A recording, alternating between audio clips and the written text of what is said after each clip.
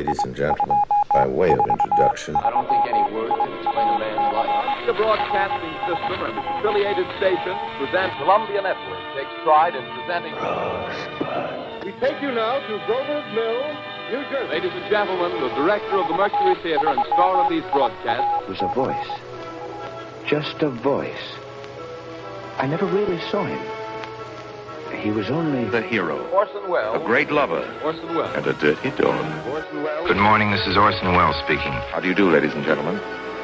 This is Orson Welles. This is Orson Welles, ladies and gentlemen. This is Orson Welles speaking. I'm a Unicron. Well, here it is. If anybody wants to see it. All right, go ahead and come on in and take your seats. Class is in session. This is Wells U.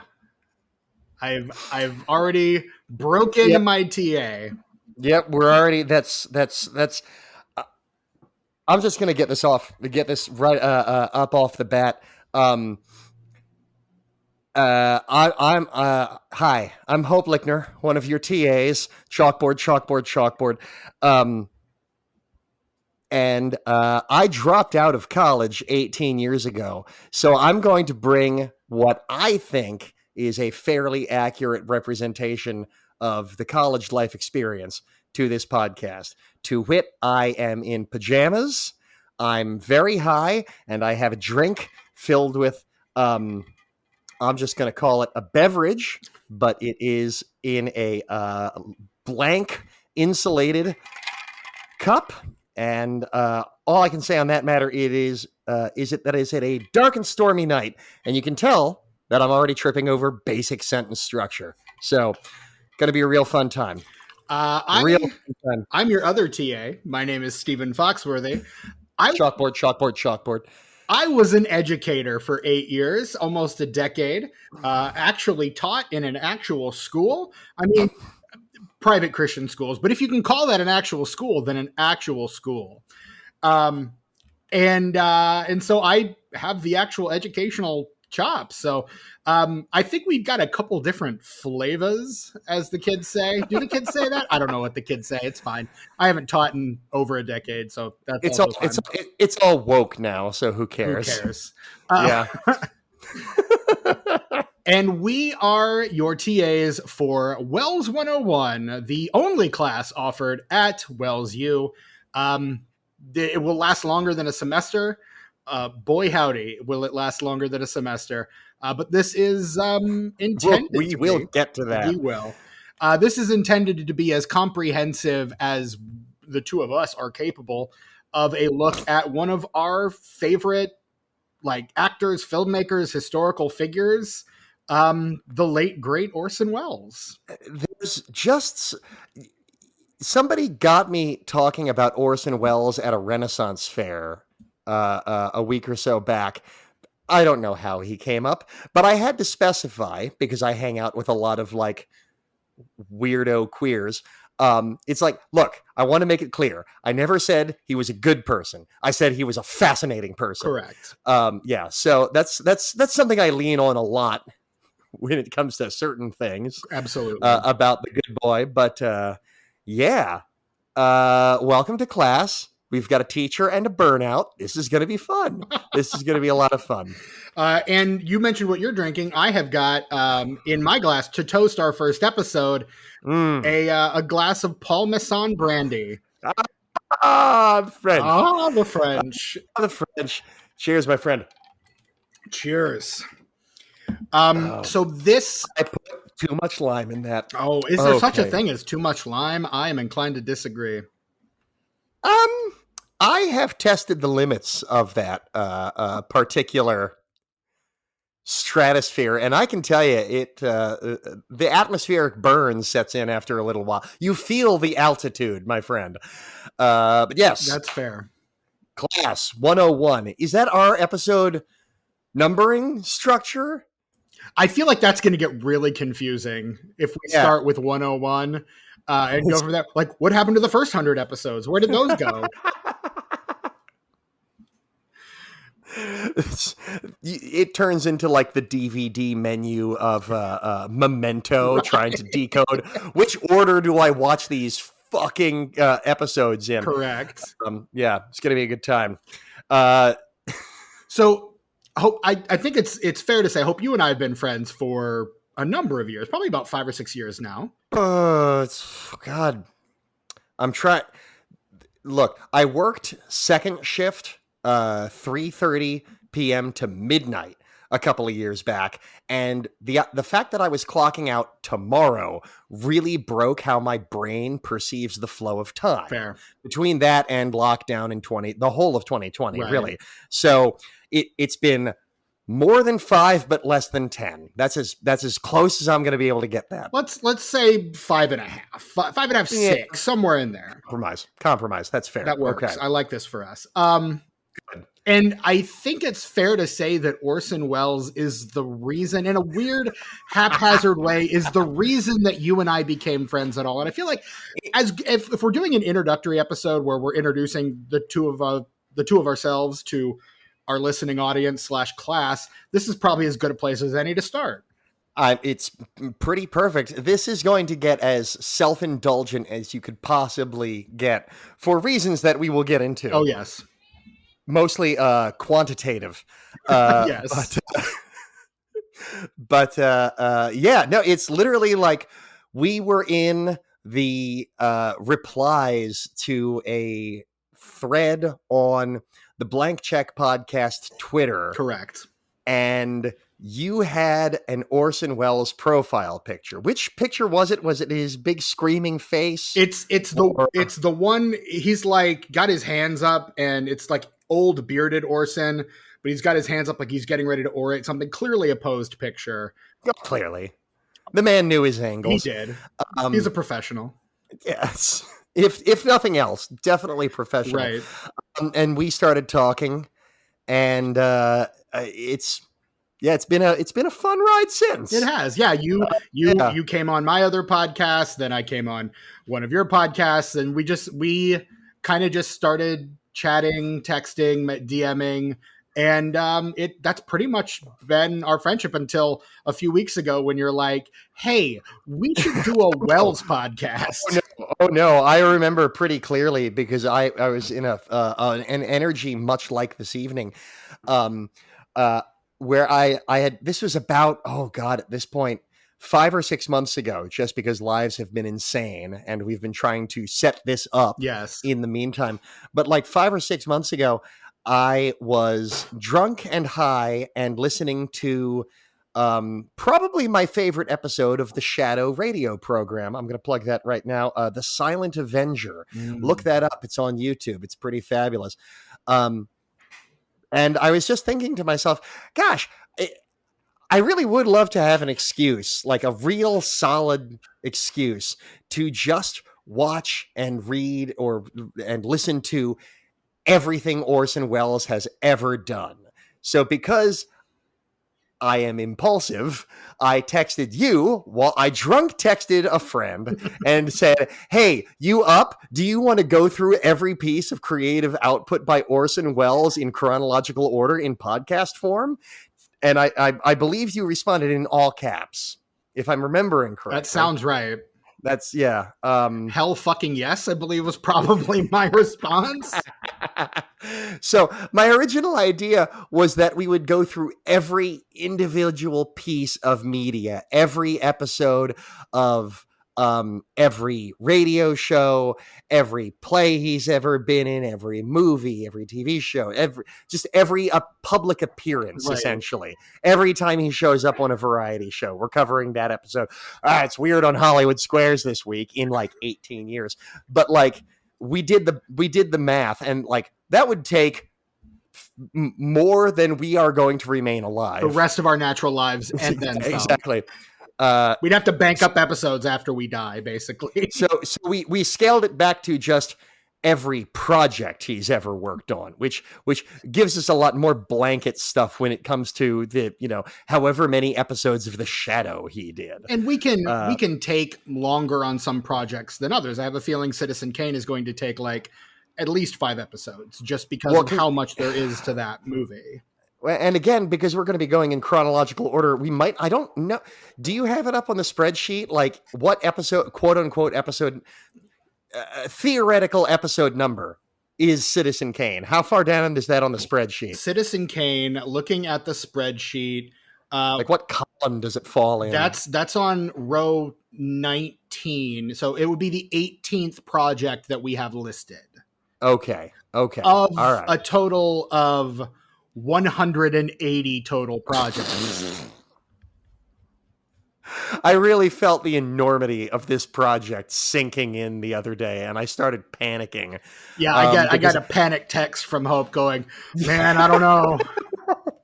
I had done the math back when we first you first set up the spreadsheet, and it would take us just going like one episode every other week, as the list stands presently, subject to change. Right. I'm calling it the syllabus. Yes. Subject to change, but this gives you a loose outline. It would take us approximately 7 years, if I'm remembering correctly. It was like 6.8. That sounds about right, yeah. Which is how we landed on the format of the show, because I offhandedly say it's like, well, shit, most college degrees take less than that. And it's like, wait, shit, are we just going to go to Orson Welles school? Ah, shit. And then that's it. The rest of it fell into place. Right. I will, hey, if we make it to the very final project successfully, I will buy a cap and gown for myself. Fuck yeah. And do a photo shoot. I love that for you. I will be 46 by that point, so it'll be fun. If it actually, assuming it actually takes 7 years and not, like, I'm thinking probably closer to 10. Probably closer. Look, we're going to do an episode a year on the War of the Worlds. God, not really, but I'm going to do something for the War of the Worlds every year. I think this is probably as good a time as any to talk about some of our Wells touchstones. Like, what is it about Wells? What was your first Wells? My first Wells, if I'm being really, really honest with you, my first Wells is the Muppet movie. Girlfriend. Yeah, the Muppet movie. I mean, honestly, probably that's mine too. I just did not clock at a young age that was Orson Welles. How could you? If that's the first thing you see him in, he's just a large man behind a desk, and you get that he's supposed to be like this kind of reverential figure, but you don't know why. I think the first like real experience I had with Orson Welles was probably around 8 or 9, and my parents. This is going to explain a lot about my speaking patterns too. My parents raised me almost exclusively on Golden Age cinema classics, mostly like Marx Brothers or Abbott and Costello. And the one night I remember watching this really boring, not funny at all, black and white movie called The Third Man. And yeah, no, you're dumb when you're 8. Exactly. But I very distinctly remembered probably not even his own fingers, but like the character of Harry Lime's fingers reaching up through the storm drains towards the end of the movie. Mm-hmm. And that's just an image that stayed in my head all throughout my childhood.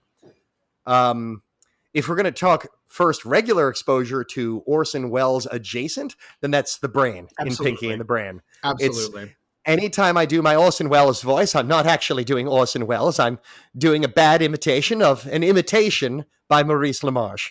So, yeah, I should also note that I have a lot of time to just talk to myself at work, and I end up just talking to myself as Orson Welles a lot. That's amazing. Which that's not going to be obnoxious to this podcast in any way, shape, or form. By no account. No. Well, gee, Brian, what are we going to do tonight? Same thing we do every night, Pinky. We try to figure out where the cat has thrown up and bring the Clorox wipes. That's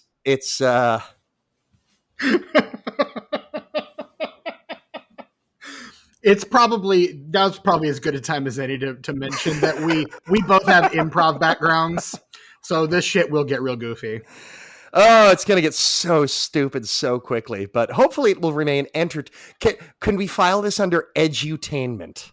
God, I think we have to. I really want to. There's got to be a drop-down selection in the genres on whatever we're going to publish to for edutainment. I've always wanted to use edutainment. And now you have. Look at you go. Fuck yeah. Every day we grow a little as people. That's right. But yes, more recently, this is going to come up a lot on the show, but I also live in Philadelphia, and about 6 or so years ago, right before we started talking, actually, like 6 or 8 years ago, probably, I realized, like, I got really curious about the War of the Worlds. I rewatched, that's honestly kind of my in for Orson Welles as a whole. But I rewatched the Tom Cruise movie. I watched the 1953 movie. I reread the book, and I finally sat down and listened to, because I'd never listened to it before, the 1938 Orson Welles Mercury Theater War of the Worlds. And I became enamored of the whole thing, because it's kind of a perfect hour to spend your life, It you really know? is. And I was poking around on the internet, and I wound up on like Weird New Jersey on one of those things. And they casually mentioned that Grover's Mill, New Jersey actually has a small monument to the broadcast. And first I had to be like, wait, Grover's Mill is a real place? Okay. And I went up there. My first time I went there was I made a big road trip out of it. I went up to Grover's Mill, New Jersey. I went to the monument, which we will get into in much more gruesome detail later on. Yes. I went to the local coffee shop, Grover's Mill Coffee, which is filled with War of the Worlds memorabilia, including a tripod made out of a coffee steamer, which is pretty cool. That's amazing. Yeah, it's not functional, sadly. It's purely decorative, Sure. but yeah, it's still. And then I drove to Jay and Silent Bob's Secret Stash and the Quick Stop in Red Bank and Leonardo, New Jersey. Yeah, it was a whole big New Jersey day for me. And more importantly, the War of the Worlds, Grover's Mill, is like less than half an hour ish from where I grew up. Oh, that's so amazing. Insane to think. And from there, it just became this big spiral. My knowledge and watch list is nowhere near as extensive as yours, but I don't think any less passionate. No. But every year I do make the annual pilgrimage up to Grover's Mill. That's awesome. Bex and I have this whole tradition. And last year we actually ran into, because we happened to go on the 85th anniversary, or at least the Saturday closest to the 85th anniversary of the broadcast. We ran into the New Jersey Amateur Radio Society, and they were actually fielding radio broadcasts from all over the world. Like, we heard just sitting by eating our hoagies, because New Jersey. It's New Jersey and Philadelphia. We were eating our hoagies, just listening to. They got calls from France and Hawaii, and it was so cool. That's awesome.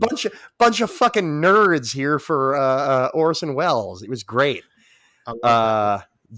And I'm like, do I get my radio license? I should. Shouldn't I? Can I afford another stupidly electronics focused hobby? I don't know if I can. Yeah, it's a whole thing. Maybe not, but something to aspire to. Absolutely. I got that going for me. You do. What was your first big, like, Wells passion, though? I mean, Muppet Movie not included. Right. Muppet Movie is its own separate obsession. Right. You can go listen to an episode of my show that Stephen did recently. Yes. Talking all about it. We did 2.5 hours on 2 hours and 40. I think you broke your record of the previous length episode of our show. That's right. When we go long. So sorry, there may be a few longer classes than others on this program. Oh boy, it's going to be great. I'm so excited. Fortunately, unlike an actual in-person class or a online class, you can pause whenever you want and come back to us at a later time. We don't mind. We'll still be here. We don't care, but we'll know. We will. We will know. And we will judge. You won't be able to hear it in our tones if you say, pause this episode right now and then come back at a much later date or any future episode. You won't be able to tell that we know, but we know. We live in a nanny state. Accept it. We're watching you too. Give us your data. Well, look who finally decided to come back. I'm incredibly disappointed in you. How fucking dare you? I'm not angry. I'm just disappointed. I am disappointed. Yeah. Sorry, I just stepped on your. Welcome back to Disappointed Parents ASMR. I'm your disappointed father. I'm your disappointed, slightly butch mother. I refuse to vocal train. God damn it! No, nor should you. No. What is your first real Wells obsession? So right, it hit. I wouldn't say probably as early as it did for you. It hit me in high school. I think it was right around the time, would have been 98, I think, when AFI published their 100 Years, 100 Movies list. And Citizen Kane was number one, which of course I'd never heard of before, but I'm like, this is apparently the greatest movie ever made. And a buddy of mine was telling me about it because he had watched it. And was kind of like giving me like the Cliff's Notes version of why it was fascinating and why it was interesting. I'm like, okay. So a couple years pass, and I think I get it from the library of all places, and I rent it and I put it on, and I'm like, this is actually really incredible. It was probably the first like serious movie I'd ever watched.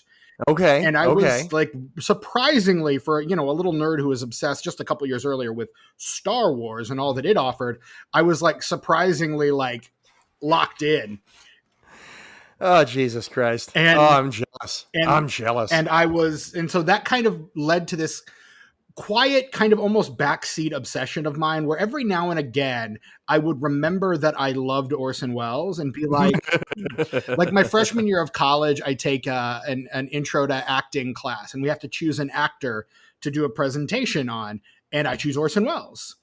And like everyone else is choosing like modern actors like Denzel Washington and Brad Pitt. And I'm like, can I do Wells? And my professor's name was Wells, so he looked very confused. And I said, no, Orson Welles. And he's like, oh, yeah, I guess. Like, look at him, he's just very confused. My sophomore year, second semester of my freshman year, I took a class. I took my freshman comp class.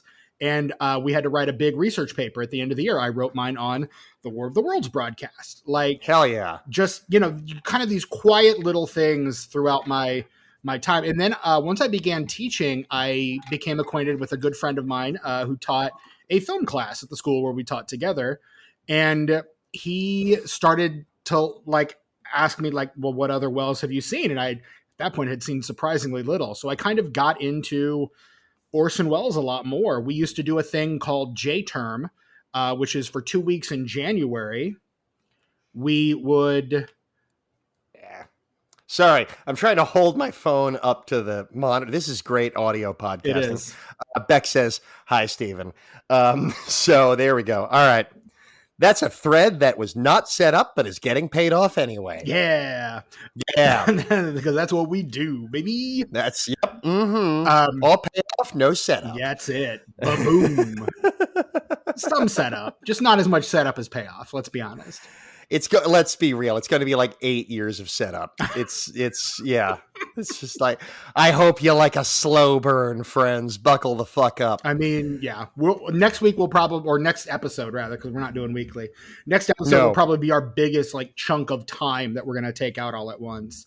But we'll get to that later when we discuss your homework for next week. So, now you were saying, sorry, I interrupted there.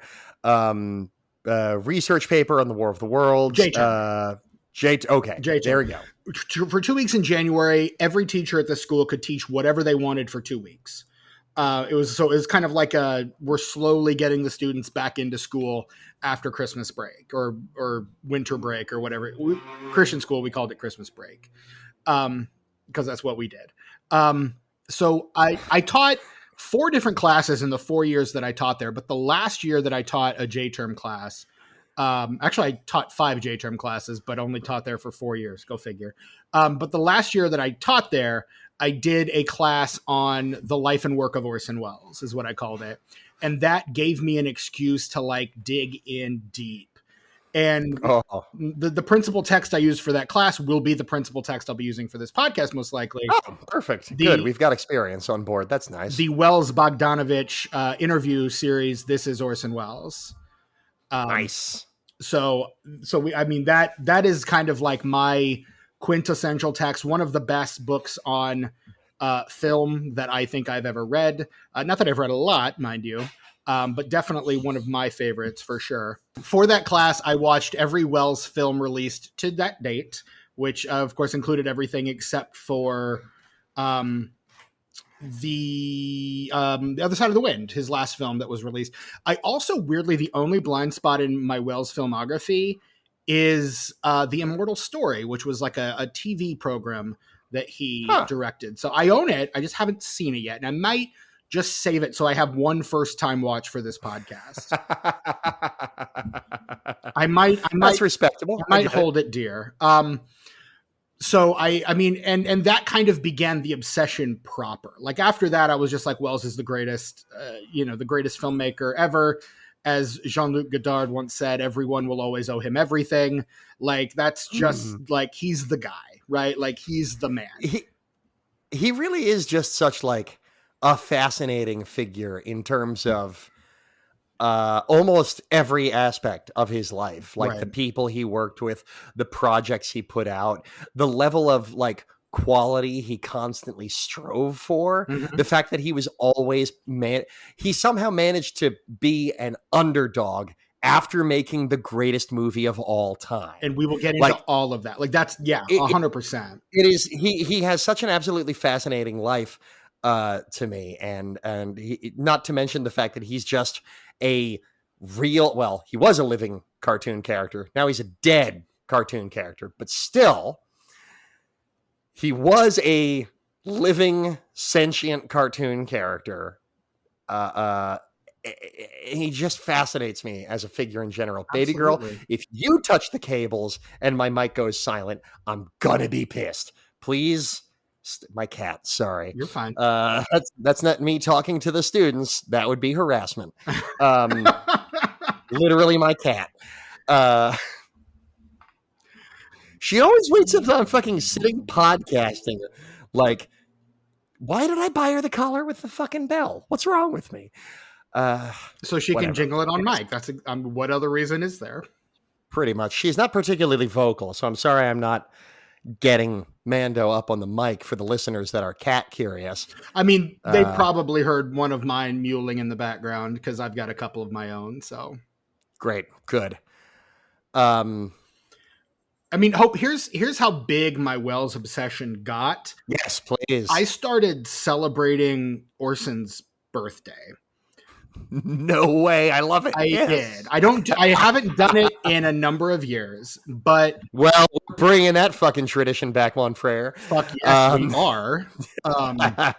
We will do an annual Welles birthday episode for sure. Shots of Paul Masson and lots of cake. So on his centennial, the centennial in particular was the one that I celebrated. So okay, there was an article I read online that was like his nightly meal consisted of 2 steaks, it was like asparagus, baked potato, like 2 baked potatoes, an entire pineapple, and a fifth of scotch. Orson. And then do you see what I mean? A tub of pistachio ice cream. God damn it. Do you see what I fucking mean? What did I just say about him being a cartoon character? And then you've just listed a Dagwood sandwich of a meal. Holy shit. He is like a man of enormous appetite, or was, I should say, a man of enormous appetites. Let's start being creepy like Disney adults and referring to him as alive, as if so. Like, yeah, no, Orson is a madman for food. My favorite Orson quote is, "Gluttony is not a secret vice." And it's just, God damn it. He was self-aware as fuck. He is. Excellent. There's an anecdote that Bogdanovich tells in This Is Orson Welles where the two of them are like kind of squirreled away in like a kitchen, and Orson just grabs a bag of Fritos and pulls out a handful and shoves it in his mouth. And he's like, "It's not cheating on your diet if no one sees you." And I'm just like, God bless you, man. As a portly gentleman myself, God bless you. Legend. Absolute. Fucking Orson Welles with a bag of Fritos is now like, I'm going to think about that at least once a day now. Absolutely. Thank you for giving that gift to me. Baby girl, stop scratching the couch. I'll eat you alive. Christ alive. And so the year I got married, I no longer am, but the year that I did was Wells's centennial year. And so my friends decided, and I got married in May, which is the month of his birth. So, Jesus and Christ. I lived at the time about an hour and a half north of Bloomington, Indiana, where lies the Lilly Museum, which is one of the archives of a lot of Wells's paraphernalia and books at Indiana University. And That's so amazing. they hosted a Wells symposium for his 100th birthday. And my buddies who know me very well decided that my bachelor party, this is how fucking nerdy I am about Orson. No fucking way. My bachelor party was the Wells symposium. That's fucking incredible. Holy shit. So we went. How is that? It was amazing. The night that we went, there was a panel discussion on The Other Side of the Wind, which at that point had not yet been released. It was 3 years before the movie got released. And they had, it was Joseph McBride, who wrote Whatever Happened to Orson Welles. It was Jonathan Rosenbaum, film critic for one of the Chicago papers. It was Josh Karp, the guy who wrote Orson's last movie and was also a producer on The Other Side of the Wind.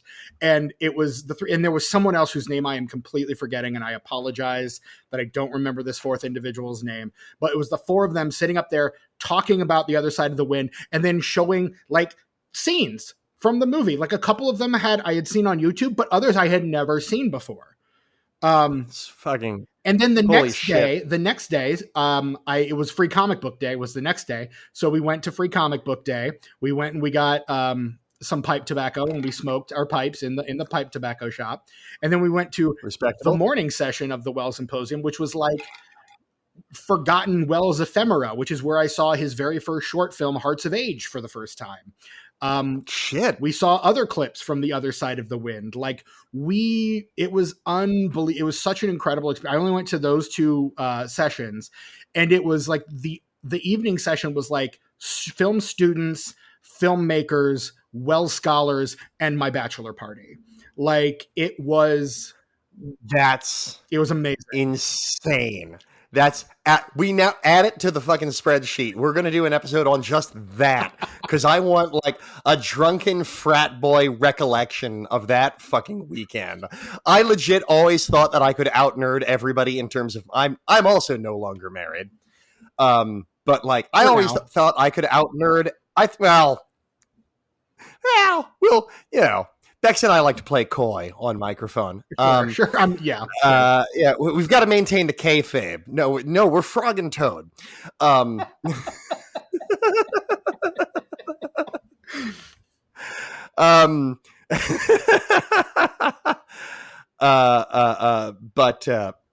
I always thought I could out nerd anybody in terms of what my bachelor party contained. But my friend, you have sunk my battleship very thoroughly. Holy shit. My bachelor party was my friends basically, they blindfold me and throw me in the car where we all sing along very loudly to Weird Al Yankovic on shuffle for what felt like 45 minutes. And then they leave me in the middle of nowhere, apparently. Tell me to count to 100. I pull off the bandana, and there in front of me is a duffel bag full of Nerf guns, a picture of my friend Sean with the instructions, this is the president. You have to assassinate him. You have 3 lives. Everybody else only has 1. Man, I'm if you're a college student and your professor is Dr. Sean, I shot that guy in the head 10 years ago. Like, you can tell him, Hope says hi, and then nerf him. Don't nerf him. That's very bad. No. Don't nerf him. Don't nerf him. We at the Wells U podcast do not condone nerfing your professors. It's nerf or nothing. Or your TAs, for that matter. Or your TAs, yes. So it was, then we nerfed for like several more hours. And then to really date this, we watched the first episode of the 12th Doctor's run on Doctor Who. So that was my bachelor party. Okay. Drunk Chinese food Nerf guns. You win. Congratulations. The Orson Welles fucking symposium. Yeah. That's insane. Yep. And now I really want to meet these friends. Here's the thing. I was the one that was like, of all of them, there were probably 3 of us that were really locked in. Everyone else was just there for the bar afterwards. Great. Well, then I want to meet the 3 and maybe one of the bar people. I mean, look, I have a lot of really cool friends, and they were really cool to support me. I will say 4 of them are locked in, and honestly, I can see a couple of them maybe coming on this show as a guest at some point. Depending on the content, I have several friends who'd be. I mentioned, I asked Bex the other day if they'd be interested in coming on a specific episode, and they said, without question, Transformers 1986, to which I said, that'll be in about 7 years. Yeah. So good thing you're sticking around. Lock it down. Lock it down. Yeah. For the podcast. For the podcast. I'm in lock it down. Yeah. Yeah. We're technically in a polycule, and the third member is the bit, to which we are more committed to the bit than we are to anything else in the world. So yeah, we are, again, we're improv people. We are always beholden to the bit. I'm not going to be any good at space work when I'm this high. So just heads up. That's fine. Yeah. You could say you're doing your fair share of space work already. Somewhere in space, this could all be happening right now. Future events like these will affect you in the future. That's honestly my biggest area of knowledge in terms of like Orson Welles viewership, watch history, I guess, whatever. It's his radio stuff. I have a playlist with like 20 episodes of The Shadow and The Fall of the City and obviously The War of the Worlds. Baby girl, that's one of my socks. What the fuck? All right. At least she's entertained. I got that going for me. What more could you ask? That's all we can ask. Don't eat the USB cord. Oh my God. Anyway, but yeah, it's all of his radio programs. So, which is really stupid how I got into that because I grew up mostly with the NPR Star Wars radio adaptations. Right. So I'm just kind of attuned to listening to people narrate their lives constantly, which again, I think is going to really explain my vocal patterns, listening to me talk for hours at a time. I think that's something we both have going for us, is we both at least have pleasant sounding enough voices. So, gosh, I hope so. It's very kind of you to say, because I only hear my own voice when I'm talking, and I'm just like, I wouldn't listen to this bitch. So, yeah. I'm too close to the subject matter. Touche. That's fair. Yes. I did a play once upon a time wherein I played a radio announcer, and great. I got some mad props for that performance. So, I'm gonna. I am being used these days as the one of the announcers for Philly Roller Derby while we're just listing our credentials. So. It's, hey, I'll put a plug in for it right now. I don't know how many games of the year we have left at this point, but when it comes back around again, you want to see a bunch of athletic women just slamming into each other on roller skates. Boy, do I. Yeah, it's Philly Roller Derby, man. Philly's already got that underlying thread of violence that people apparently love it for. Mm-hmm. I do, anyway. Apparently the Phillies are going to the playoffs or something like that. So it's like, God willing, God willing, I live close enough to Frankfurt and Kottman, which is like riot central, where I'll be able to hear the screaming and the sirens, but it will not affect me on a daily life. So I really got lucky. That's a good distance to be, I think. Oh yeah. Close enough to the action that you know it's going on, but far enough away that it won't affect you. That's a good place to be. I have a friend or two who live a block away, and I'm like, I'm glad you're an Eagles fan. That's all I can say. Because if they were me, I would be trying to murder somebody every time Philly got anywhere near a championship. No, I want to see the telephone poles greased. I want to see some cop cars flipped. That's my ongoing threat. That's an ongoing thread I'm laying down now. If I do see a flipped cop car in a Philly sports riot, I will let the listeners know. It was a good time. A fun time was had by all. It's going to be hilarious. I should also probably mention, if you don't know me from my podcast, because why would you? Or if you don't know me from Steven's podcast, which those are esoteric movie choices, I understand. I should also probably mention that I am trans and have been for several years now. So it's probably just going to come up, not by me like forcing it into the conversation, but that's just who I am as a person. That's your reality, and we are not going to shy away from that, nor should we. I don't think Orson really did anything with queer identities, unless you want to get really, really weird with Citizen Kane. I mean, he didn't. None of his projects do, but I think people that he knew, people that he associated himself with, within a few episodes, we're going to be discussing Hilton Edwards and Michelle McLemore, who were his two of his mentors when he was traveling in Ireland, and they were a gay couple, and like he was friends with them. Like Michelle McLemore is in Othello. Like they were friends for all his life. So I mean, he had queer associations and queer. In fact, there's a rumor that in his younger years he was himself practiced at least bisexuality. Well, we can certainly. I mean, I'm super excited for our eventual episode. Orson Welles, fuckboy. It's gonna happen. It's definitely going to happen. It's already on the list. Like it's an episode. The many lives of Orson Welles. I feel like we can also just go through a roster of like the characters he's played and do a game of Smash or Pass. We absolutely. But yeah. Like anytime you talk about like that golden age of Hollywood, you run into, confirmed Bachelor and stuff like that. So like, it's going to come up quite naturally, maybe just not directly while we're talking about, Chimes at Midnight, which you can see. I just kind of shifted over and looked at one of my Blu-rays just to pull a name out of my fucking ass. I had that one too. Hey, there you go.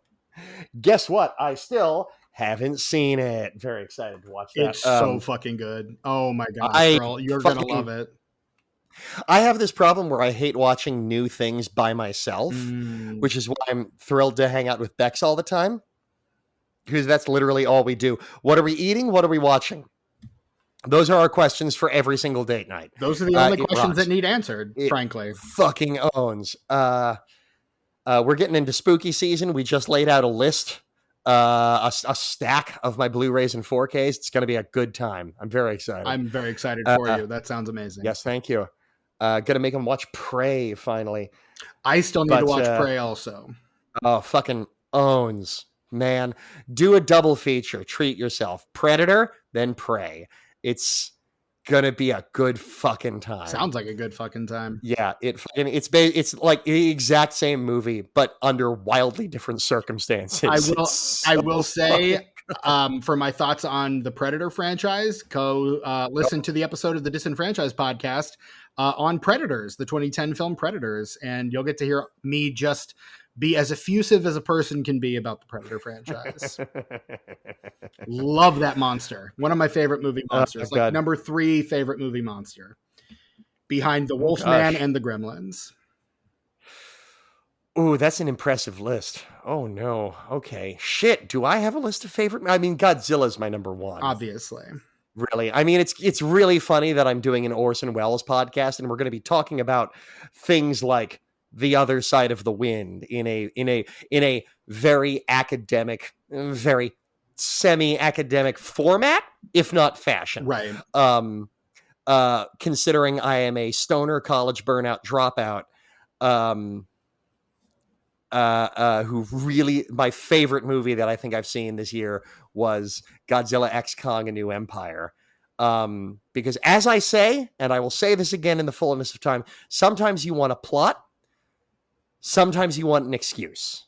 Sometimes you want to see a man achieve everything he thought he ever wanted, but still fall horribly, horribly short. Sometimes you want to see the big monkey punch the big lizard. Yep. and yeah. Whereas I rewatched Aliens the other night on my wall. Holy shit. 4K, Sigourney Weaver, immaculate. I believe it. And then the Queen starts running, and you're just losing your shit. That rules. I mean, you love Godzilla. I love King Kong. Like King Kong, one of my favorite movie monsters of all time. So there you go. That's fine. King Kong's probably your monster 4. punched my monster in the face. There you go. And, all right. And your monster shot atomic fire breath at mine. That's just what happens. There you go. It's fair trade. Fair trade. I think so. He's my good PTSD boy, and I love him so much. It's been a great calendar year too for Godzilla PTSD between -1 and X Kong. But Orson Welles, high cinema art. Godzilla, same number of Oscars as Orson Welles. That's true. Shockingly enough. That's wild. One each. Look at that. Okay, good. Orson does have a non-competitive one, so we need Godzilla to win a non-competitive Oscar now. But I mean, yeah, that's fair. Should we discuss our lifetime achievement? Should we discuss our resources and physical media with regards to Yes, Wells? we probably should. We're nearing our proposed cutoff time, so I want to try to at least steer the ship. If we can. That's very fair. My proposed bedtime as well. I'm such an old lady. This will also come up in the fullness of time. There's nothing more than I like anymore than being in bed by 7:30 with a nice fanfic. That does sound nice. It's pretty solid way to spend your evening. Korosami forever. Why don't I go through my stack? Okay. Because your stack of physical media is way more impressive than mine. It's bigger anyway. There's also a lot of overlap. So I feel like you'll be able to just go like, I also have that. Right. Or whatever in my list. And then we can get into every fucking else thing you have because Jesus Christ. I sent you a picture the other day. I think that might have been what led to your existential meltdown. Yes, is when I sent you that stack of media with the caption, it's called Research. Ever heard of it? Yeah, that was needlessly aggressive, my friend, because that literally sent an panic spiral of like, that's the next 10 years of my life. Look, I'm not frightened of marriage. Don't say I have commitment issues. I'm not afraid of getting married. I am terrified of just like, that's so much Orson Welles. But like, thank God we're doing this every other week. Right. And thank God he did a lot of movies because that means I only have to watch one movie. As opposed to like every episode of a television show. Jesus Christ. Yeah, exactly. That's going to be horrifying. It's a real shame. The podcast name, The Worst Idea of All Time, was already taken. Real shame. Okay. I'm going to go in chronological here. This is just my physical media collection. I'm obviously not getting into the digital files I have hoarded and that you have also provided. But obviously I've started off just the basic Blu-ray of Citizen Kane. Haven't upgraded to the 4K Criterion yet. Kane's not something I rewatch a lot, so I know you have it. He's giving me the eyebrow. I'm just making faces at Hope over here. He is. Haven't upgraded to that glorious specimen yet because I have a rule about non-new release, new media, and price limits that I try to impose on myself. That's why you got to wait for that Criterion sale twice a year, man. Exactly. I got about 8 months until we get to Kane. I'll be fine until then. Fair. I do have the Criterion Blu-ray. I don't think it's gotten a 4K release yet of Chimes at Midnight, which I fell in love with just that one picture of Orson Welles in a suit of armor. Had to know what it was from. Immediately bought the Criterion. Impulse purchase, not embarrassed by it. I have the DVD, not the Blu-ray. That was before I had a Blu-ray player. Fair. But I do own the Criterion DVD of Chimes at Midnight as well. It is probably my second or third favorite Welles film and probably my third or fourth favorite Welles performance. It's so good. Nice. I'm super excited for that one. And Bex is actually a lot more into Shakespeare than I realized. So they're probably going to be joining us for a couple of his Shakespeare programs. Oh, hell yeah. I'm counting it And this is in chronological order to when it occurred in his life, not its release date, but I am including Jodorowsky's Dune. I'm counting that just to pad out my pile. Good for you. Just a little bit more. No, do it. We're going to skip ahead from the mid-70s to the mid-80s with the 4K steelbook of The Transformers, the movie. If you want to hear me realizing that this piece of shit exists in real time, go listen to the Chipmunk Adventure episode of Disenfranchised. I hate this movie, but it was $8 cheaper on Steelbook 4K than the regular 4K, and I angrily bought it out of spite. So fuck you, The Transformers, the movie. But in good news, I did get a clip of Orson Welles saying, "You must destroy the Matrix," out of it. So that factors into my other podcast. But yes, this is one that I definitely have a leg up on you on. This is a physical Blu-ray of The Other Side of the Wind. I will not plug my sources on mic. Nor should you. But I will say it's not something a Jedi would teach you. And otherwise, my one book that I have is Citizen Wells, classic hardback edition. I got my library edition off eBay for like $8 or something like that. But I did start reading this a couple of years back, and it just... Part of the reason why I figured this podcast would be possible was because Frank Brady, the author of Citizen Wells, goes into every little thing about every little thing he was in frustrating detail. And it was just like, okay, I'm not actually taking a class for Orson Welles. I'm going to put this down for right now and go back to reading fanfic. Or I think I was reading through Dune at the time. Can't remember. Doesn't matter. Can I just say, as a sidebar, loved when you were reading Dune, because every now and again you just send me a text. It was just like, damn it, Frank, and then a picture of the passage you were reading, and it just brought me so much joy. So thank you for that. If you are invested for some reason in like the soap opera that is my life, and want to keep track of it starting from when I first spoke about Dune on the Disenfranchised podcast, for 3 hours, 6 minutes, we outdid the Blank Check episode. Yeah, we did. On 84 Dune by a minute, just like 57 seconds. Less Amazing. than a minute, but we did it. Skin of the teeth. That's the important thing. Exactly. But what's really frustrating with my relationship to Dune is now that Bex has seen parts 1 and 2 and actually understands a little bit as to what the fuck I'm talking about. Right. 3 years into our relationship, they finally understand a good 40% of my reference pool. They've started asking me questions about lore, and I'm like, oh no, I can explain this. So yeah, I'm cockles of your little nerd heart. Oh, no, it actually makes me angry at Frank Herbert because I'm like, God damn it, Frank. Damn it, Frank. God damn it, Frank. When you first started doing that, my knee-jerk response was always, oh shit, what did her dad do now? Because your father's name is also Frank. I was like, oh shit, what did her dad do now? No, Frank Herbert. Hey, and if anybody's keeping up with that Frank soap opera ongoing, I think we last left off the thread like 2 or 3 years ago when I stopped updating that podcast. He's grown his own weed in his backyard. So hey, good for him. Legally, go Frank. Yeah, fuck yeah. Hell yeah.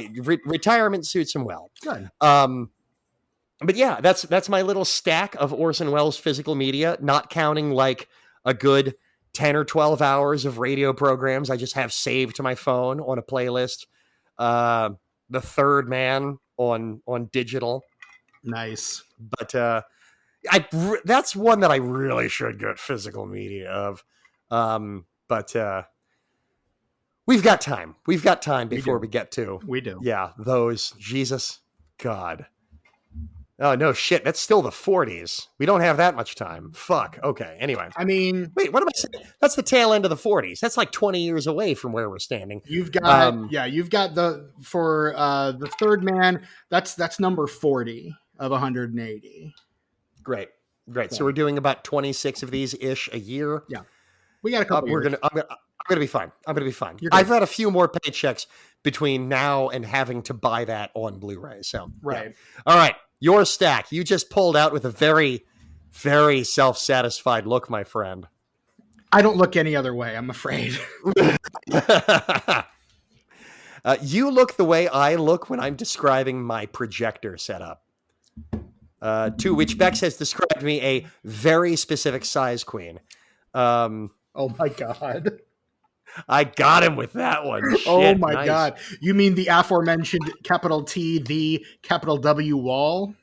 The wall. I don't like to brag, but it's 11 feet wide. Fuck you. That's how I watch my movies anymore. Just Sure. a projector on like an 11.5-foot wide wall. Like I said, Aliens in 4K. Oh, that was something special. Projecting in more ways than one, are we? Oh, yeah. Hey, you want to talk projecting? I just rewatched. I just got my 4K Steelbook of The Addams Family, parentheses 1991, Right. which I saw in theaters for my 6th birthday, and I realized, wow, that is much more of a foundational text than I had ever realized. I believe it. Knowing you as well as I do, I believe that for sure. Yeah, check out one of the Tumblrs I run, Daily Christina Ricci. It's Christina Ricci Daily. Yes, sorry, Christina Ricci Daily. That one's mine. The other one is run by an asshole. That don't matter that. We're somewhere in day like 1,000 something. Anyway, your physical media stack. So in no particular order whatsoever, just the order that I happen to have access to it. I have here the the recently released Criterion 4K of The Trial, which is I've not watched yet, but I'm sure is gorgeous. This is the one that I've of his films that I've probably engaged with the least, ahead of The Immortal Story. So this is one that I'm looking forward to covering for sure. You mentioned it earlier. I also have the Criterion 4K Blu-ray release of Citizen Kane. Oh God! Just that big fuck off gorgeous. K on the front. The best part is that's gorgeous. When you open it up, it's got the A, the N, and the E in there as well, and it's so cool. Criterion always fucking knocks it out of the park. Holy shit! Yeah, I'm sorry. Go ahead. Oh yeah, sorry. No.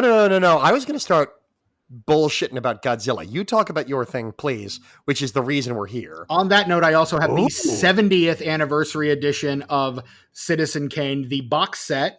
That includes, among other things, the film RKO 281 and the documentary The Battle Over Citizen Kane, the Oscar-winning documentary The Battle Over Citizen Kane, both of which will have their own individual episodes on this podcast. Fuck yeah, it will. Jesus. I also have the Criterion, Blu-ray of The Magnificent Ambersons. Ooh, fancy. Okay. I am probably going to make myself reread the book, The Magnificent Ambersons, before we cover this movie.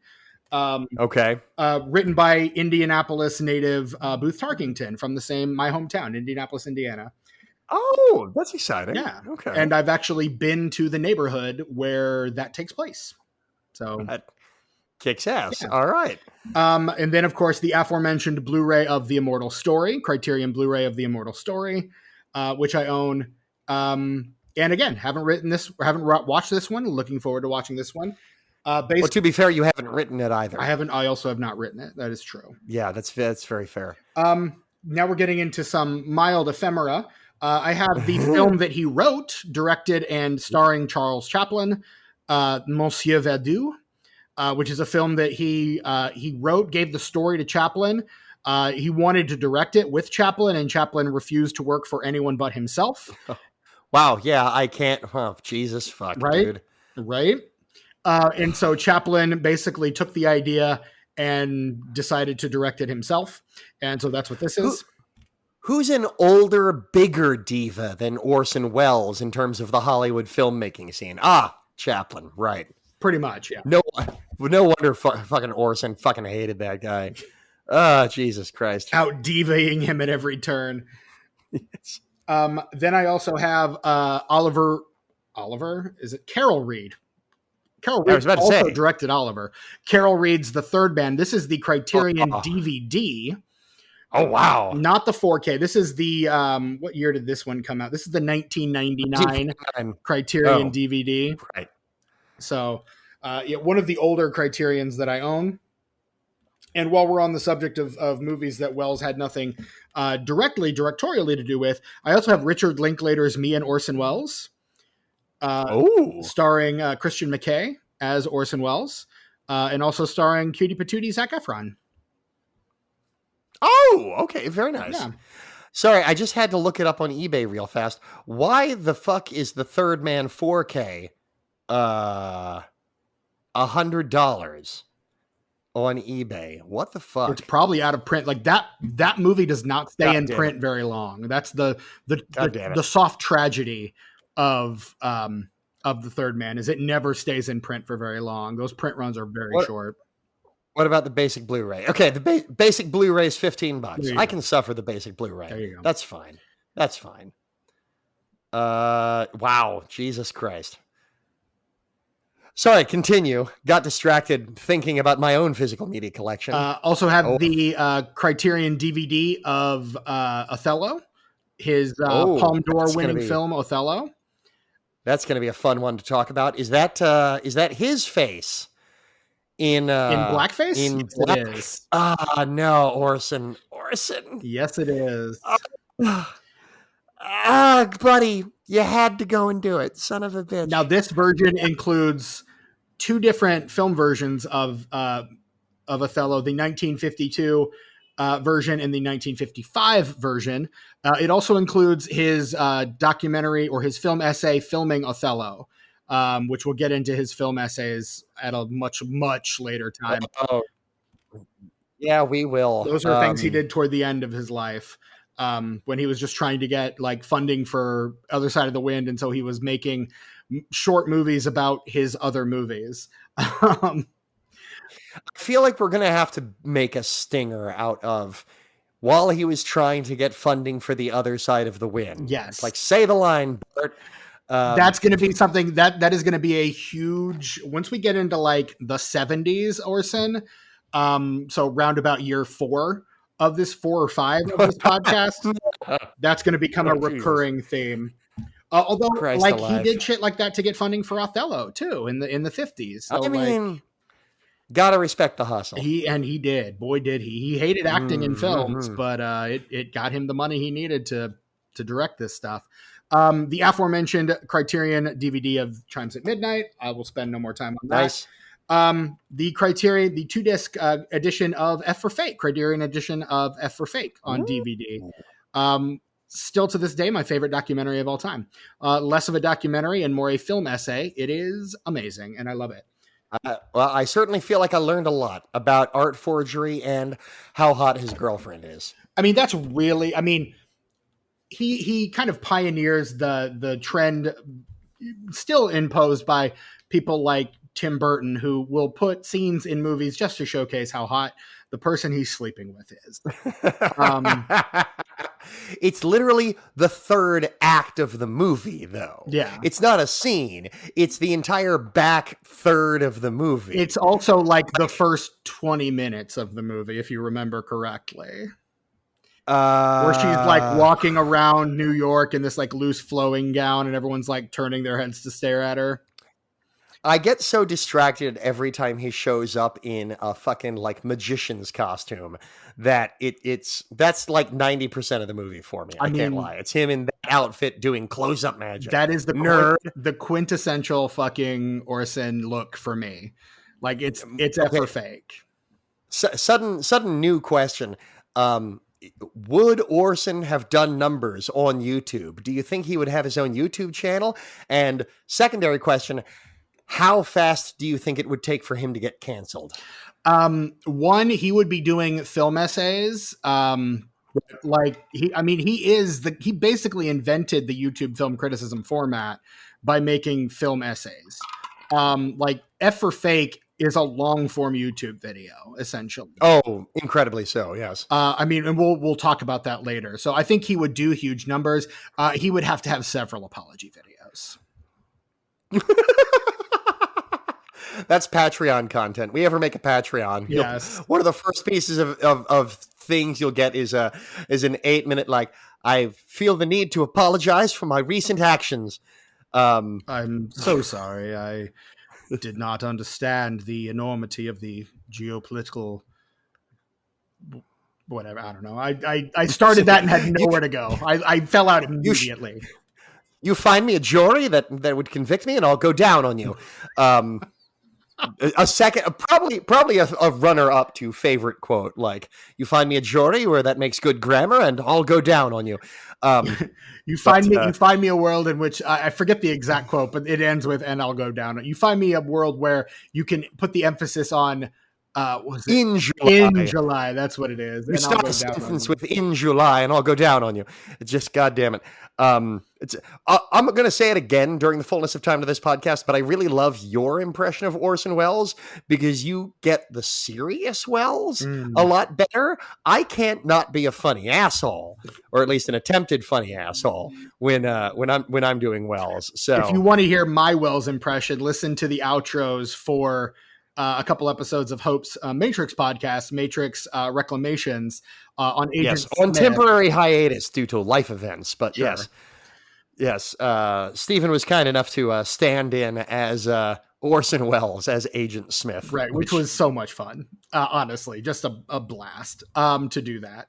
So thank you for asking me to do that very silly thing. Of course, you had it back to me within about an hour and a half. I had nothing else going on. Jesus.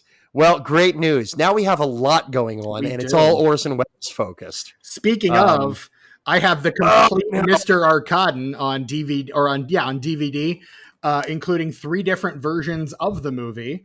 The theatrical version, the British version, and the recobbled version. Christ. And I don't think I have it out here, but I also have, I didn't bring it out here. Geez. I also have Touch of Evil on DVD, and that also contains 3 versions of that movie. There's the... Oh, shit. Wait, do I know I have Touch of Evil on Blu-ray. That's got to be in my stack somewhere. How did we both forget to bring out Touch of Evil? Honestly, one of my favorite Welles films, and one of my favorite Welles performances. That is embarrassing for both of us, honestly. Christ alive. I will practice a penance later of self-flagellation. Yes. Now, yes. Only one steak with your dinner and half a pineapple. No. Slaps the Paul Masson out of your hand. The French. The French. It's over the floor. In terms of books, now I used to have a standing order every time I would visit a used bookstore. If I saw a Welles biography that I did not own, I made myself purchase it.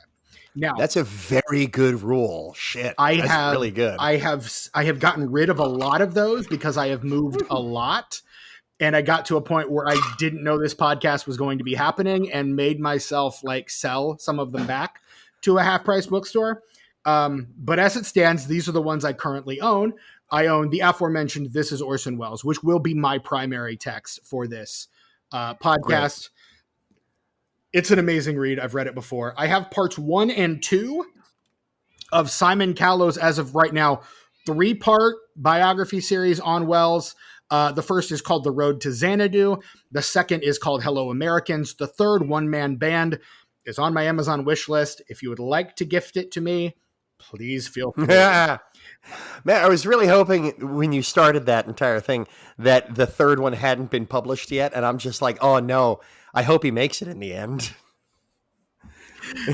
We were all kind of hoping that, but I think... Spoiler alert, flip. He dies. Oh no. Oh no, not Orson. Yeah. Hey, I've been reading this new book. I understand it's a bestseller. It's about this guy named Jesus, and gosh, I hope nothing happens to him. Not only does something happen to him, it happens 4 times throughout the book. Great news though. Hollywood ending. He comes back. Chalk what up for the good guys. Yeah. He's like RDJ in Marvel. And who's playing Dr. Doom? Jesus Christ of Nazareth. I bet he'd play a convincing Dr. Doom. I bet he's got the chops. He probably can pull it off. Yeah. Is Jesus method? Sorry, you were just handed a drink from off screen, and it was one of the slickest moves I've ever seen. Nice, well done. Cheers to you. Cheers. Is my I'm not 100% sure what I'm Uh-oh. drinking, but it's very good. There you go. Nice. I also so 2 more books that I own. You own more books, Jesus. And those are outside of my reach currently. That's so many books. But I tell me about the books that are out of your reach. I have the play Moby Dick Rehearsed, which is a play that he wrote and eventually did perform on stage. My partner is now handing me these books. And then the other one, I'm waving because it'll totally come across on an audio video form, right? Where 2 of us are wearing headphones. This is the cover of Hello Americans, and then the final book that I own, probably my least favorite, and one that I was the subject of a very funny text that I sent you a while back. My Lunches with Orson by Hell yeah. Jaglom. She does not leave the lizard alone. She does not leave the lizard alone. She does not leave the lizard alone. Let's not explain that bit. Don't explain it. Make him listen to the show. Just fucking guys. But this is this is Henry Jaglom's attempt at replicating what This Is Orson Welles is to much less effect, because essentially the Orson that you get in This Is Orson Welles is thoughtful and Orson Welles has got to think about his whole life before he gives an interview, kind of a thing. Whereas this is drunken Orson at the back of Mama San, airing out every grievance he's ever had with Hollywood. Hope. Oh, that has the bitch. That is the bitch in you would love this. The bitch in you would love this. That is suddenly a priority of mine. Holy shit! Payday is in 2 days. Good. All right. Lunches with Orson. That's not how you spell Orson. Still drunk. Just in case you needed confirmation, there it is. Fuck yeah, it's less than $5. Add to cart. Fuck yeah. Drunk Orson is probably my favorite Orson. When I'm sure we'll get into that as well. But that is and also I don't have it on me. It's packed at the moment, but I also have on vinyl the 1938 War of the Worlds broadcast. Yeah, you want to be gentle with the vinyl. I'm not busting that out just as a visual aid for a podcast. No. Yeah. I have Out of the Blue by the ELO on vinyl. I keep it safe. It's a good time. I have the Queen album that is oft referenced on Family Guy on vinyl as well. It was a gift from my aunt. Nice. And yes, I keep that. I keep all my vinyl kind of squirreled away. I've got Fleetwood Mac on vinyl, not Rumors, but a couple other things. I keep the vinyl in a separate special place. It's also going to be fun going into physical media, because I know I get mad about physical media and digital media quite often. So that's going to be another subject that comes up fairly frequently. Fuck you, George Lucas. Yeah. Is there anything else we wanted to cover for this introductory? I guess pre-class, hopes for the podcast. What are you specifically looking to get out of this endeavor? It's incredibly ironic that I came up with the concept of making this academically formatted, because I love learning, but I hate academia. So if I can co-lead a podcast where I am forced by my own hand and social pressures to learn much more about Orson Welles than I already know, because just going through your physical media list, it is apparent to me that there are many blind spots in my Orson Welles catalog. So many. It's part of the reason why, Bex and I take gummies and go to museums. I love to hear info dumping, and this is going to be a fun excuse to really get into everything about Orson Welles. I try to edit these shows that I do with the listener in mind. I generally talk with only myself in mind. It's I want to learn about this bitch, And God damn it, this is an excuse to do so. Absolutely. So it's a real good thing that you actually have teaching experience, because as I said, I dropped out and now work in a metal factory. So, I mean, I work in a call center, so I spend my entire days talking just to like come on and talk some more with you. So, good thing I love the sound of my own voice. I sing to my speaker at work. Like, my coworkers tolerate me for some godforsaken reason, so that's nice. Probably because they can't hear me over the sound of all of the other machinery in the building, but that may have something to do with it. I might have gotten lucky there. For the record, I'm coming off like I blew out my throat screaming at the season 1 ending of Arcane the other day. But typically, I have a relatively pleasing baritone. I see nothing wrong with your baritone as it stands right now. So. Great. Well, the dark and stormy greased the pipes. I'm going to remember that for future reference, and about to see an increase in my rum budget. So that'll be fun. Fuck yeah. Yeah. Fuck yeah. Got to figure out if any of the, I also live in Pennsylvania. Does anywhere near me sell Parmesan? I need to figure that out. Fortunately, there are a shit ton of places in Illinois where I currently reside, that do sell Parmesan. In fact, I texted you when I found like a giant ass bottle of Parmesan for like $20. Yes. Like a pint like a quart of Parmesan. A gallon of Parmesan for like $13. And I was like, should I? Yes, you should. I will. God, eventually I will. And then mail me some Malort. But I think like a shorthand, like just to tie it back into my own personal goals, as I said, I dropped out of college. I would like to come out of this with a master's, if not a doctorate, in Orsonology. And considering that we are going to be going through his entire creative career and by association, his entire life, right, off camera, because the two are pretty inextricable. Right. I think that's possible. I think come 7 or 8 or a dozen years from now, it's going to feel like fucking Belushi in Animal House. 7 years of college. Wasted. Yeah. So, it's going to be a good time. It is. No, I cannot. I've texted you. I guess. I mean, when you've been texting me like you're anxiety ridden. Holy shit! You all right? No, yeah. I'm just like thinking. Even like you finish your sentence and then okay.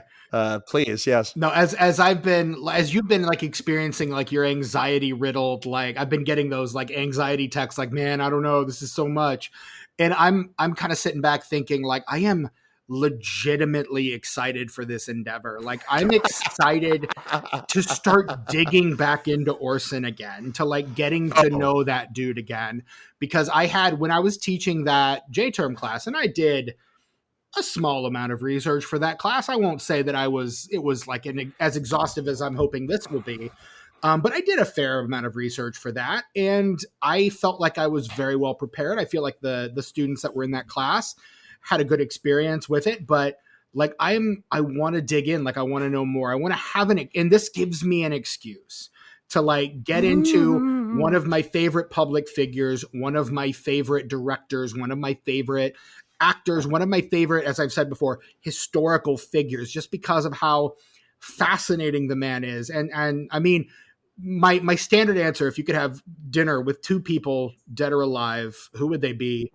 My number one and my number two are always Orson Welles and Truman Capote, because the two are like diva bitches, and they would dish all over everybody. They would have immense stories, but they're also like such incredible talents in their own field that you cannot argue with their level of just like functioning at the top of their game. And I love that about them.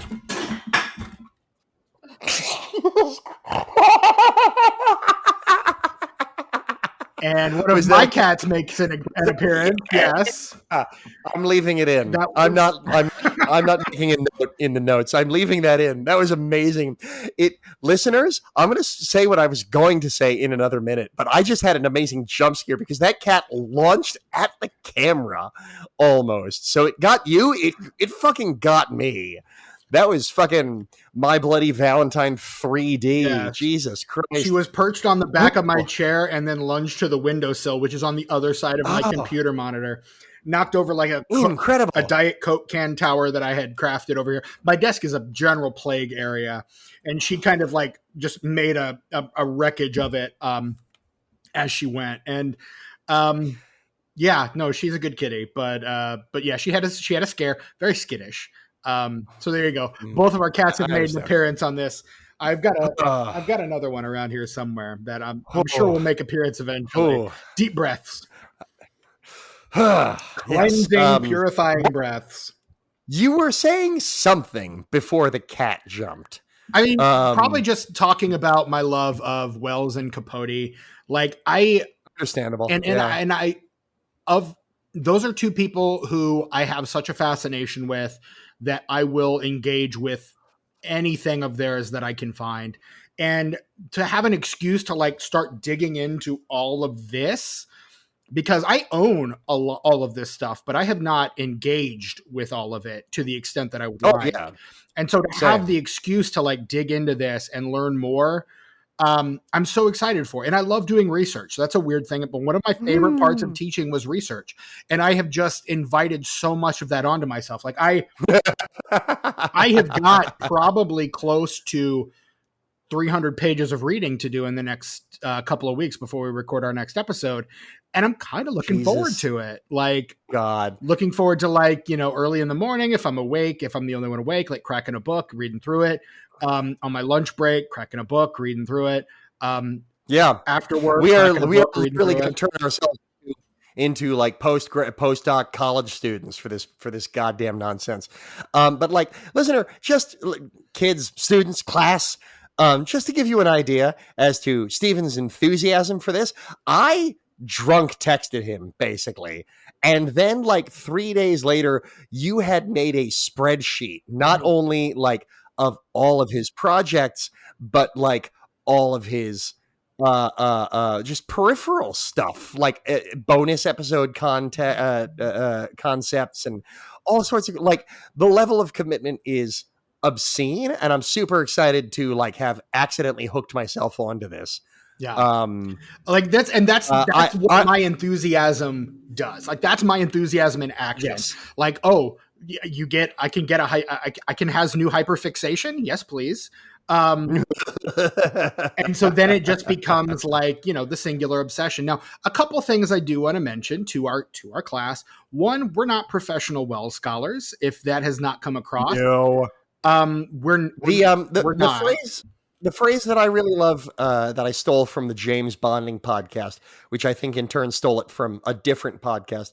But the phrase I really like is lovers, not experts. Yes. Eventually, just because of the nature of this program, we will become fucking experts because I don't see how we couldn't become experts at that point. So, right. Or functional experts, at least, like amateur experts. But yeah. I mean, we're learning a lot of this along with some of you, and some of you may know a lot more about this than us. And if that's the case, come on the podcast. We'd love to have you on as a guest. We'd love to interview you or talk to you. Pick a thing and we'll talk about it with you. Absolutely. We'd love to have you. But the second thing I would like to point out is we're going to do this until it stops being fun. Yes. An excellent point. Like we're two friends who thought this would be a fun idea, and we're going to keep doing it until it stops being a fun idea. We reserve the right to pause if our life pause the updates if our lives become too respectively catastrophic, right? And then possibly pick it up again a little later, right? Or just unduly hectic, like This is such an enormously stupid project that is going to require such a level of time commitment in many examples. We're going to be taking it. We're going to be trying to just keep having fun with it. Yeah. That's and when it stops being fun, we might stop, and then if we decide it might be fun to pick it back up again, hell, we might pick it back up again. Who knows? I mean, the example I always use to try and describe that feeling is you're going through your day. Maybe you're at work, maybe you're out doing errands, and you think to yourself, when I get home, I'm going to do the dishes. And you feel really good about that decision because maybe you've let them pile up and you need to get them done. And you've yeah, you know what? I'm going to get home and I'm going to do the dishes. And then you get a phone call or a text from somebody and says, hey, do the dishes. What's wrong with you? And then all of a sudden you don't want to do the dishes anymore. That is all that motivation. Gonzo. That is honestly 100% the way my brain works. And so I have a feeling that if I am, if I am pressured into doing a thing, it makes me want to do the thing less. It's called anxious avoidance, and I have it. Do I. So we will get there when we get there. Not to mention it's September now while we're recording this. Who knows when it's going to be actually released? But the Christmas season tends to be insane. Correct. For everyone. For us. So yeah, it's going to suck. So yes. Hopefully we will have enough of these banked up that we'll be able to play catch up here and there. Right. That's our ultimate goal. Is, just to give ourselves a cushion before we start. How long it takes us to demolish that cushion remains to be seen. But otherwise, the whole idea is to go through the creative life of Orson Welles project by project and get as in depth as a couple of nerds with microphones can, given the resources available to them, which is mostly books and movies, right, and radio programs. I mean, and we're gonna use everything. And thank God for the internet. Thank God for, we didn't mention it, but WellsNet, I have a feeling, is going to be a huge resource for us. Oh, invaluable! Yes, just such an incredible resource. Like the amount of information they have assembled on Citizen Kane alone is enough to put anyone else to shame. Like, it's such an incredible resource. And, we've got ideas for days of special podcasts, one-off episodes, so much other fun shit to work on and talk about, that, we've got a lot to cover. We're going to be here for a while. And we're going to take our time. We're not in any kind of a rush. And I hope you're not either, because we want to enjoy this, and we want to enjoy this with you. Yeah. You're really holding out for History of the World Part 1. It's going to be a while. 1981. Is that right? Yeah, that sounds right. Yeah, track. Why did I check my watch as I'm trying to remember years. Is there anything else we want to cover? I think that's all that I have. Anything else that you want to cover? Yeah. I think we got the basics out of the way. Why don't we do our respective plugs, and then you can pass out homework for next episode. Sounds good. So it's fresh in the students' minds before we say goodbye. Go ahead. So Hope Lickner, you can find me on various forms of social media. Please don't. I really hate social media. Who knows? By the time this comes out, maybe I'll have finally built my own fucking website.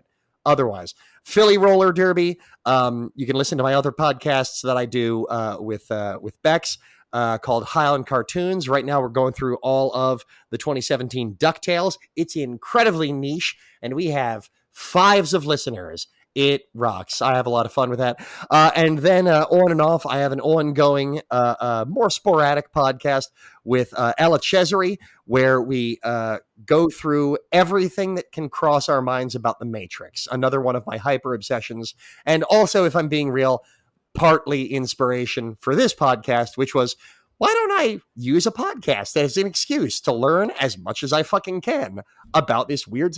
The difference is, I've been studying The Matrix for 20 years. I have not been studying Orson Welles for 20 years. I got you, so way different knowledge bases for me there. But that's what I got. I am Stephen Foxworthy. You can find me on a couple forms of social media at Chewy Walrus. At the time of this recording, I'm mostly on Bluesky and Instagram. Who knows what I'll be on later. You can listen to my other podcast, the Disenfranchised Podcast, where we talk, my friends Brett Wright and Tucker and myself talk about movies that were supposed to get franchises and then didn't. We're currently entering our 5th season as we record this episode. Just recorded our 3rd episode of season 3, 4th actually. So yeah, that's very, very fun. We're having a blast going into our 5th season. So that's a lot of fun. I also appear occasionally on the Pod and the Pendulum podcast, kind of the opposite of Disenfranchised, where they talk through every horror franchise, one franchise and one movie at a time. I am a frequent panelist on that show.